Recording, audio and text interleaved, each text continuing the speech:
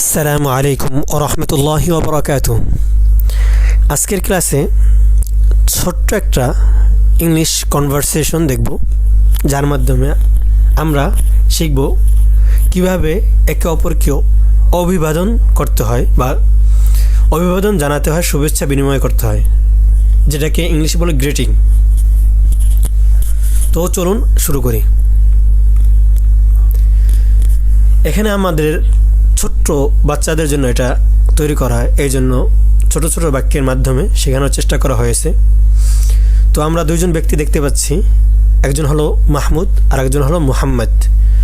তো মাহমুদ এবং মুহাম্মদ দুইজনের মাঝে কথোপকথন হচ্ছে। তো এটা যেহেতু ইংলিশ কালচার, এই স্টাইলে ডিজাইন করা হয়েছে।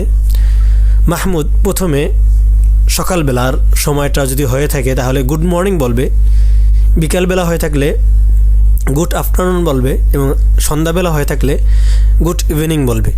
তো এটা হলো অভিবাদন জানানোর প্রথম যে কি বলে। যেমন মুসলমান কালচারে চলে আসসালামু আলাইকুম, সবাহ আল খৈর আরবিতে বললে, অনুরূপভাবে ইংলিশে গুড মর্নিং বলে, শুভ সকাল। তারপরে হোয়াটস ইউর নেম প্লিজ, আপনি কারো নাম জানতে চাচ্ছেন, সহজ একটা প্রশ্নের মাধ্যমে আপনি বলতে পারবেন হোয়াটস ইউর নেম প্লিজ। এই বাক্যটা পুরোটাই আপনি মুখস্থ করে নেন, তাহলে যার তার নাম জিজ্ঞেস করতে আপনার ইংলিশের ক্ষেত্রে আর অসুবিধা হবে না ইনশাআল্লাহ। তারপরে আসেন, যেহেতু আপনাকে অভিবাদন জানানো হল গুড মর্নিং বলে, আপনি বলতে পারেন good morning, my name is Muhammad, my name is Muhammad.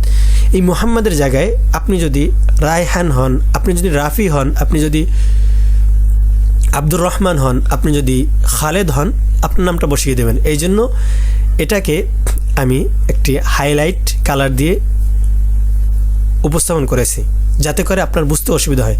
My name is Mahmud, my name is Muhammad, my name is Rasel, my name is Hasan, my name is Sabed. এই যে নাম চেঞ্জ করে করে মাই নেম ইজ, তারপর আপনার যে নাম সে নামটা বসিয়ে দেবেন। আফওয়ান, এখানে প্লিজ শব্দটা এসে গেছে, এটা বাদ যাবে। তারপরে আসেন মাহমুদ, থ্যাংক ইউ। মাহমুদ তাকে ধন্যবাদ দিল। হোয়ার ডু ইউ লিভ, তুমি কোথায় থাকো মুহাম্মদ। তো আপনি কাউকে যখন জিজ্ঞেস করবেন তুমি কোথায় থাকো মুহাম্মদ, তো আপনার তার নামটা যদি বলতে চান, মেনশন করতে চান, আপনি এভাবে বলতে পারেন হোয়ার ডু ইউ লিভ।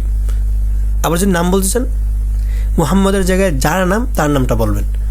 যেমন হাসান বললাম, রায়হান বললাম, রাসেল বললাম, এভাবে আপনি নাম পরিবর্তন করতে পারবেন। Where do you live, where do you live Muhammad.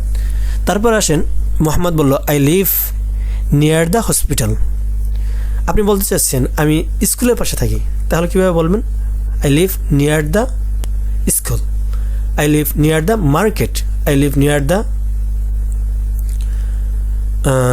Primary school.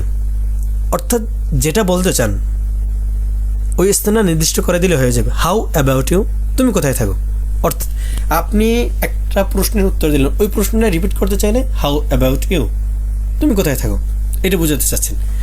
I live in Ukilpara, এখানে উকিলপাড়া আছে, আপনি বলতে পারেন I live in Khulna, I live in Sylhet, I live in Dhaka, I live in Kushtia.